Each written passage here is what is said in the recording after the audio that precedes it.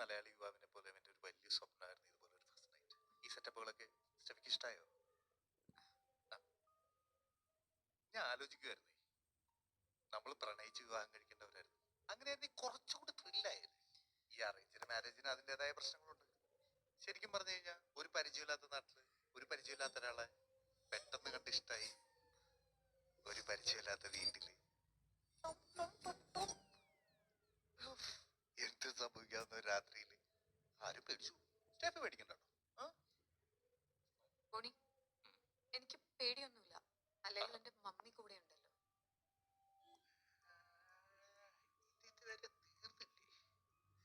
ബോണി, ഞാൻ ഒരുപാട് നിർബന്ധിച്ചിട്ടാണ് മമ്മി ഇത്രയെങ്കിലും സമ്മതിച്ചിരിക്കണേ. ആണോ? എന്റെ വീട്ടിൽ വന്ന് നിൽക്കാൻ തീരുമാനിച്ചില്ലേ, അതുപോലെ തന്നെ എന്റെ സ്റ്റഡീസ് കഴിയുന്നവരെ നമ്മൾ തമ്മിൽ ഒരു ഫിസിക്കൽ റിലേഷൻഷിപ്പും പാടില്ല. മമ്മിക്ക് വാക്ക് കൊടുത്തിട്ടുണ്ട്. അന്ന് ഒന്നും പാടില്ല. ബോണി എന്താ ഇത് ആദ്യമായിട്ട് കേൾക്കുന്ന പോലെ പെരുമാറുന്നേ? ചട്ടിയും ചോറും വെച്ചേ നിനക്ക് ഇത്തിരി ഐക്യ കൂടുതലാന്ന് വിചാരിച്ചു ബാക്കിയുള്ളവന് ഒന്നും ഇല്ലാന്ന് കരുതരുത്.